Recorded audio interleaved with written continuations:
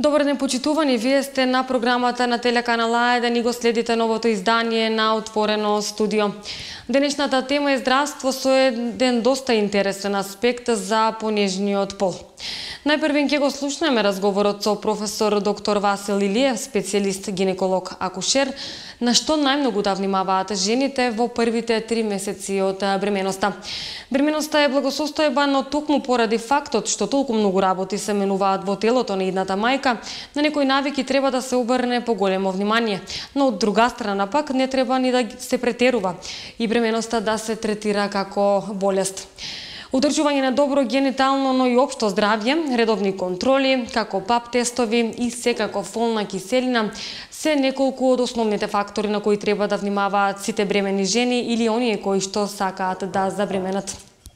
Предлагам во продолжение да го погледнеме разговорот со професор доктор Васил Илиев.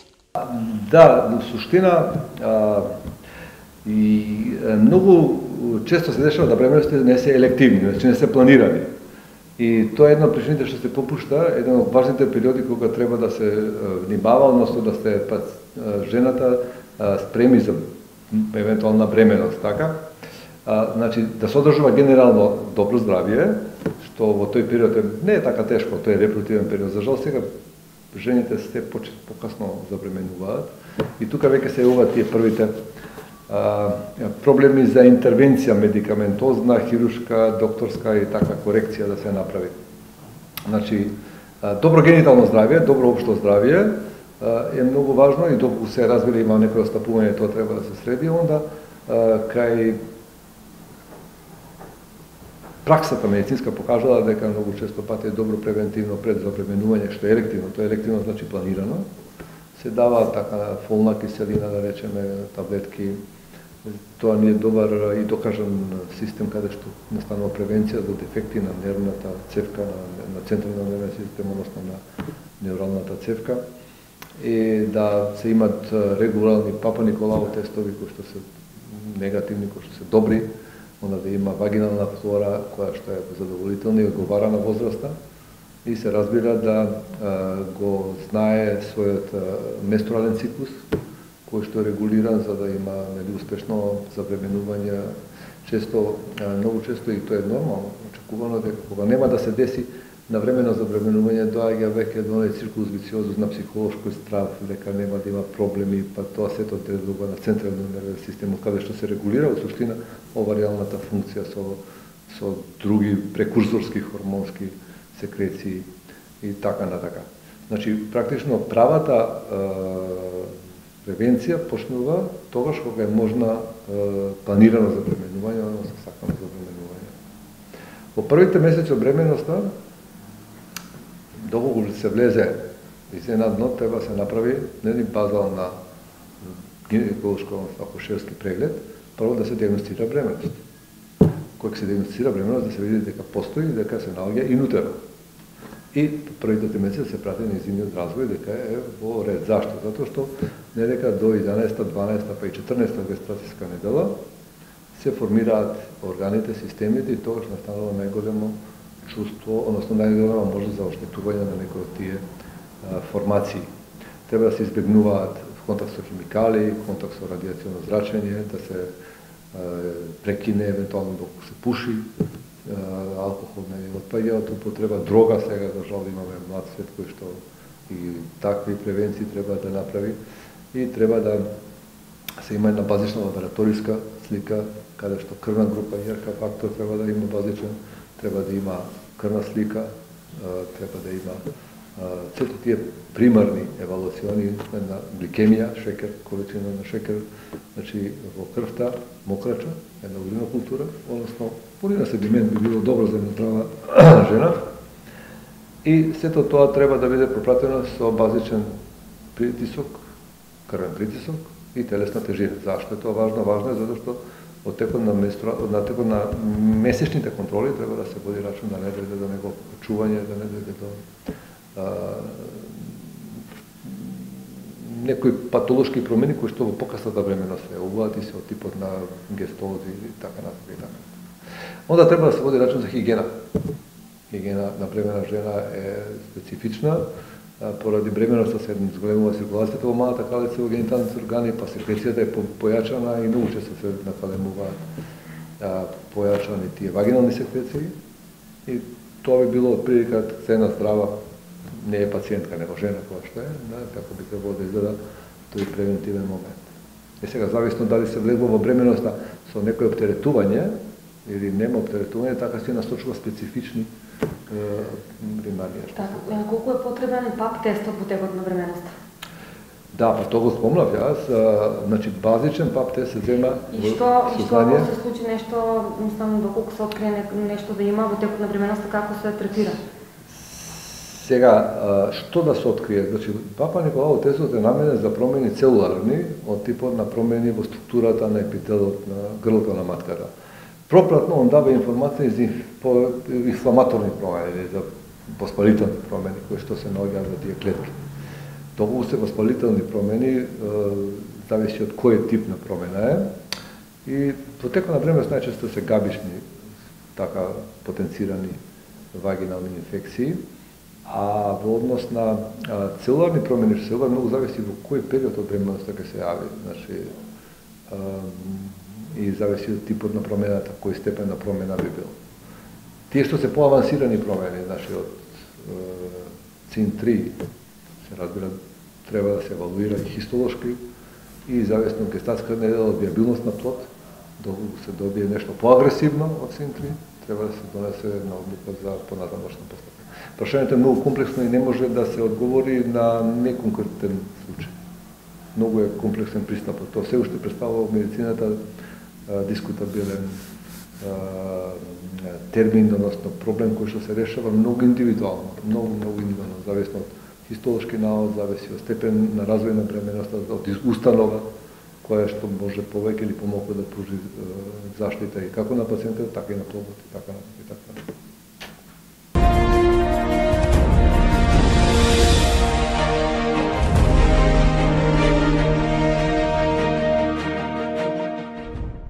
Слушнавме на што најмногу треба жените да внимаваат во првите месеци од бременоста или за тие кои сакаат да забременат. Напоменавме на почетокот од емисијата дека денешнава тема е за понежниот пол. Во продолжение ќе слушнеме за менопауза кај жените. Период која секоја жена во својот живот ќе го помине, некоја порано, а некоја подоцна. Топли бранови, зголемување на телесната тежина, несоница, нервоза, необјасневи промени во расположението, отсуство на менструален циклус се само некои од почестите симптоми кај жените. Менопаузата е пресвртна точка во животот на секоја жена. Тоа е неизбежна природна појава, проследена со телесни и психолошки промени кои варираат од жена до жена. Да го погледнеме и тој дел од разговорот со професор доктор Васил Илиев. Што значи менопауза, кои се ризиците по женското здравје во менопауза, кои се симптомите, третманот? Да, значи пред се да објасниме што значи зборот менопауза. Зборот менопауза многу често многу погрешно се сваќа и појам кој што ретроградно се установува, односно жената станува свесна дека имала менопауза тогаш кога ќе поминат година дена од последната менструација. Сега што значи физиолошки како процес кој што е природен и кој што представува дел од животниот век на една жена.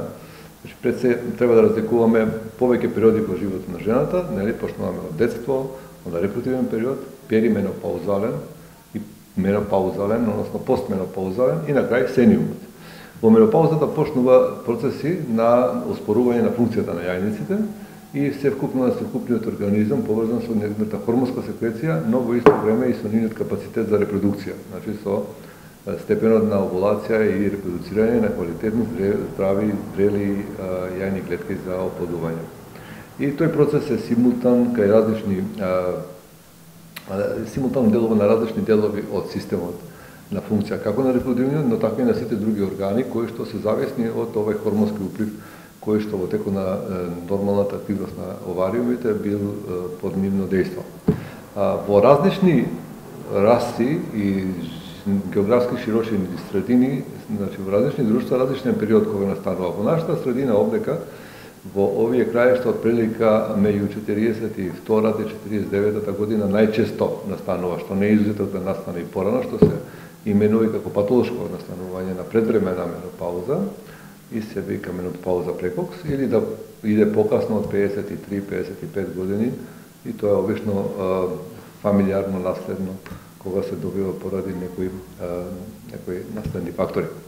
Што означува? Значи, означува намалување на количината и на степенот на овулација која што била физиолошки во двофазен циклус и каде што групата на женски хормони од првата фаза, така наречена група на естрогени хормони, во оваа фаза на перименопауза, значи тоа е еден период пред и после менопаузата, доминира во однос на втората група на гестагените, кои што се карентни, односно ги нема, поради тоа што доаѓа до намалување, односно и до целосно губење на овулацијата, и тоа што значи тоа зрење на јајната клетка.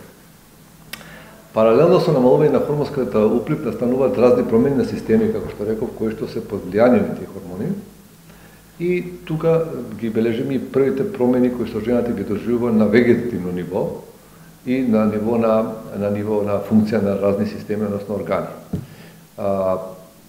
Најчесто пациентките реферираат појава на така наречени топли таласи кои што ги добиваат, тоа се така наречени валунзи, презнојување од еднашка кое што доаѓа неповрзано со некој психолошки, односно напор или со стрес, onda пореметување на сонот, значи некоја несоница или подскакање, зголемување на тензија, нелагодност, на нервозност, која што сето тоа се автономни соматски овие промени кои што ги регулираат хормоните кои што претходно биле рецепторите биле научени на тоа ниво на хормони и сега како се намалуваат хормонските влијања, тоа се репродуцира со токму овакви манифестации.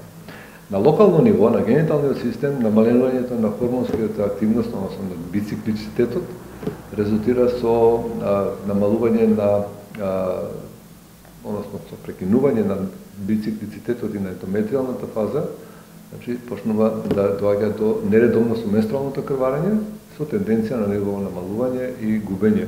Тоа е се физиолошки. Додека доколку настануваат перманентни анулативни циркуси каде што има доволен имплит на естрогени хормони, настануваат така наречени пролиферација, односно хиперплазии на слузницата на матката и тоа веќе преоѓа во зоната на патологијата, односно на промените, кога пациентката се јавува со пообилни крварења, кои што се повтараат по хаотичен редослед датумски временски и каде што треба да се направат соодветни испитувања. Треба да се нагласи дека менопаузата е период кога жената треба посебно да обрне внимание на својот генитален, односно систем на здравствена заштита. Затоа што недостатокот на овие хормони, на нормалната функција на овариумите, има реперкусии врз функцијата на дојките, на градите, значи, има реперкусија врз депозитот на масното ткиво, има функција врз конзистенцијата на сврзнато ткиво, на еластинот во сврзнато ткиво, во целокупната фигура која што го обликува женското тело. Сега, поред, ако идеме, кои се најчестите проблеми што се јавуваат, значи тоа е некој претходно зборев малку повеќе за физиолошкиот процес кој што треба да се одвива, од проблемите кои што ги спрекаваме, најчесто се токму тие крварења, кои ги викаме метрорагии, кои што се пременопаузални, кои што се обично последица на анулаторни циклуси. Токму тие метрорагии треба да бидат евалуирани покрај класичен клинички преглед, ултразвучен преглед, најчесто ни е потребна и хистолошка верификација на ендометриалното ткиво, дека се работи за хиперплазија од обичен степен или доколку не, се работи за некој друг степен, значи не е хиперплазија симплекс, него може да биде аденоматозна, може да биде карцинома институ и така натака и така натака. Значи потребно е добивање на материјал од ендометриумот кој што се обавува со така наречена една модел на керетажа или модел на употреба на хистероскопска евалуација. Керетажата се изведува обично фракционирано, како би добиле сепарантно два канистри полни со материјал. Во едниот ќе ставиме дел од цервикалната слузница, другиот ќе ставиме дел од корпус лутери слузницата и тие се евалуираат и треба да се донесе хистолошки навод, кој што зависно од наводот така и се применува. Доколку се работи за обична хиперплазија, нели идеме со компензаторна, односно субституциона терапија гестагена, доколку се работи за некоја друга, зависи од возраста и од капацитетот за третман на установата, се иде на терапија која што може да биде аблативна, која што биде локална, значи иде може да биде порадикална. така тоа грубо за овие најчести пореметувања. Други пореметувања кои што во овој период се јавуваат и кои што се доста чести за жал се и малигномите, поради тоа што перманентно присуство, односно хроничното естрогенно делување на органите, на гениталните органи доведе до хиперплазија, која што веќе спомнав, може да биде и атипична или да биде преканцероза на сузницата на матката, значи на ендометриумот, и тука се тие проблеми кои што ги решаваме хирушки, значи толку се тоа диагностицира хистолошки, треба да бидат решени хирушки. Друга група на проблеми кои што во овој период се среќава се пореметување на статиката на гениталните органи, значи паралелно со намалувањето на хормонскиот уплив, доаѓа до попуштање на функцијата на срцното ткиво, на еластичните влакна, како и на слабење на функцијата на мускулните тоничните влакна, и доаѓа до појава на пореметување на статиката, што во превод значи поместување, губење на нормалната позиција на женските генитални органи, а поради анатомската близина во тоа учествува и бешиката и дебелото црево. Така да настанува еден комплексен систем на пролапс или на спуштање на гениталните органи заедно со дел од мочниот систем и од дебелото црево. Овие проблеми се поделени во две големи групи. Една голема група представува таму каде што се јавува и проблем со мокрењето, значи каде се јавува неможност да се сочува сувоќа во дадени моменти, но да се јавува момент на неволно испуштање на мокрачата или наречено медицинска инконтиненција. И друга група на проблеми, така наречени популарно женски кила, каде што испуштена матката, спуштени се другите органи, тие предизвикуваат атрофични промени на околината на матката или на вагината, доведува до чувство на сувоќа, развивање на рани, поради тоа што се надвор социјално во контакт со надворешниот свет, и тоа и двата случаи захтеваат третман, медицински третман, каде што во двата случаи поедини третманите се хирушки и по случајот на инконтиненција од друг тип, не стрес инконтиненција, комбинирана медикаментозно хирушки. Друга група на проблеми во овој менопаузален или постменопаузален период е чувството на психолошкиот момент на старењето, што жените многу тешко го прифаќаат, и тоа е нормално, не само жените, да го тоа тешко прифаќаат, и ние тука можеме често пати да ги облажуваме симптомите како локални, така и системски, со така наречена субституциона терапија, која што може да биде по различни облици, зависно од тоа како е захтевот на пациентката, и може да биде локална, тоа чувство на сувоќа, на атрофични промени да се компензира со локални апликации на креми со различна содржина на естрогени компоненти и со различно дозирање. Тоа би биле тие 4 екипи, 4 групи на патолошки промени кои што жената треба да обрне внимание. Во секој случај, периодот на перименопауза, менопауза и постменопауза захтева пациентките некои пациентките, жените, да бидат изуzetно свесни за потребата од редовна гинеколошка контрола, во што треба да спаѓа еден добар разговор со пациентот, да тој биде информиран за својата пациентката, да биде информирана за позложбата, за состојбата како се наоѓа, да се направи преглед во смисла на земање на бриз за Папа Николао, и по потреба се разбира еден базичен ултразвучен преглед и евентуална потреба за компензација, односно за субституција и помагање во тие периоди кои поминуваат, доколку нема други некои пореметувања од овие 4 групи што ви сега наведов.